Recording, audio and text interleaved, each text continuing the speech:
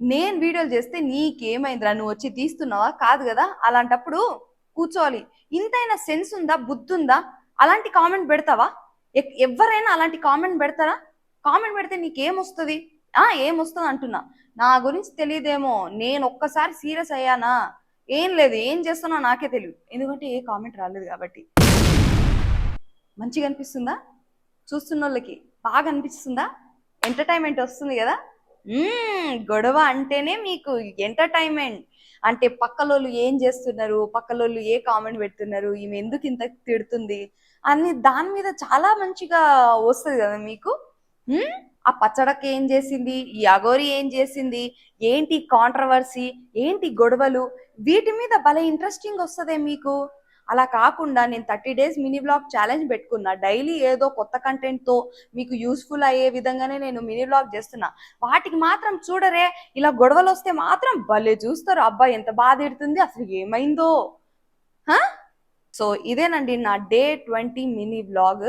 నా మనసులో నా జెన్యున్ ఒపీనియన్ గురించి నేను చెప్పడానికి ఈరోజు ఈ వ్లాగ్ తీస్తున్నా. వై బికాస్ చాలా వీడియోస్ చూస్తున్నా, ఎక్కువ కాంట్రవర్సీ ఉండేవి, ఎక్కువ గొడవలు ఉండే వీడియోస్ మాత్రం బాగా చూస్తారు. కానీ ఏదైనా మంచి కంటెంట్ వీడియోలు చేసేటప్పుడు మాత్రం చూడరే. మీకు గొడవలు కావాలా?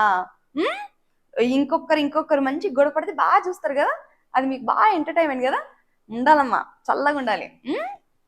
సో గైస్, ఏం లేదు, నా మనోవేదన ఏంటంటే డైలీ మంచి కంటెంట్ బ్లాగ్స్ చేస్తున్నా కదా, దానికి కూడా కాస్త ఎంతో అంత రియాక్ట్ అయ్యి ఎంతో అంత సపోర్ట్ ఇస్తే నాకు మంచిగా అనిపిస్తుంది, మీకు మంచిగా అనిపిస్తుంది. సరే, నా వీడియోస్కి మీరు సపోర్ట్ చేయకపోయినా పర్లేదు, కానీ మీ మైండ్ థింకింగ్ ఉందా?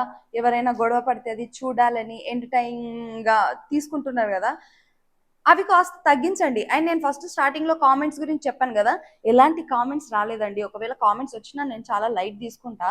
బట్ కొంతమంది లైట్ తీసుకోలేరు కదా నాలాగా, కొంతమంది తీసుకుంటారు, మనసుకి తీసుకుంటారు. సో వాళ్ళ కోసమైనా మీరు నెగిటివ్ కామెంట్స్ పెట్టకండి. సో ఇదే నా డే 20 మినీ బ్లాగ్. సో కాస్త రేపటి నుంచి అయినా మంచి వ్యూస్ వస్తే ఇంకా ఇంకా మంచి గుడ్ కంటెంట్స్తో మీ ముందుకు వస్తాను. అంతవరకు బాయ్.